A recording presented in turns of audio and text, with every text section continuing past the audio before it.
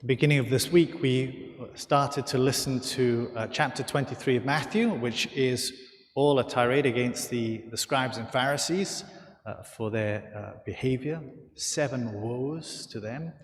And we also started on the second book of Thessalonians. And today, there's I think a fairly decent link between the two.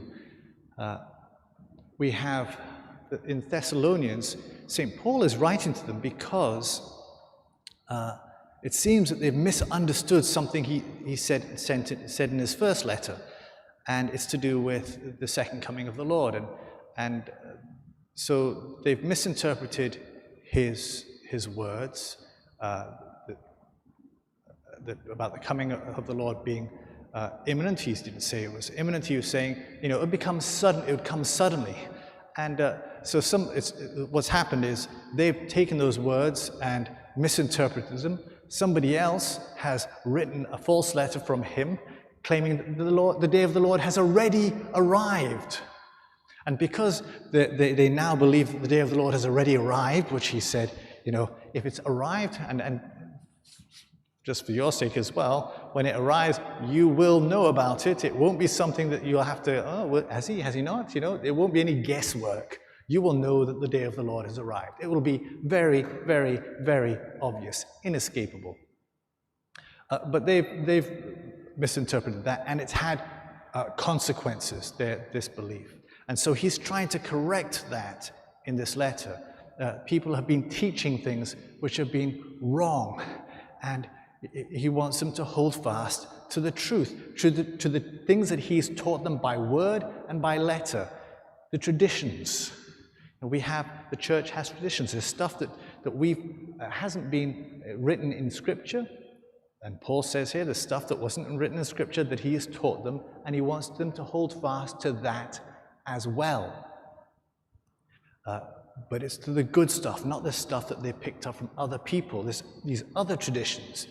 And we have the scribes and Pharisees who've also taken the teachings of the Lord, the law, and focused them in a way which it shouldn't be focusing. So you've got them, as Jesus is speaking about, these tithes, the mints and bills, I forget what you call these things, herbs. You're supposed to give a tithe. It's not a big deal. It's not a big deal. But they're making a big deal out of it. And they're making it such a big deal about these small little things. It's like, I suppose, Christians and Catholics who will focus on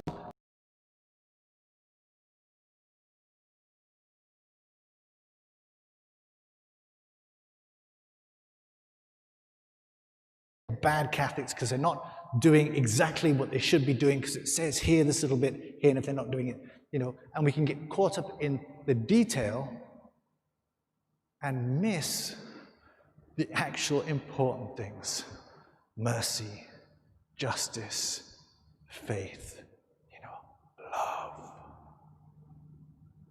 We cease to love because we're so caught up in those little itsy-bitsy things.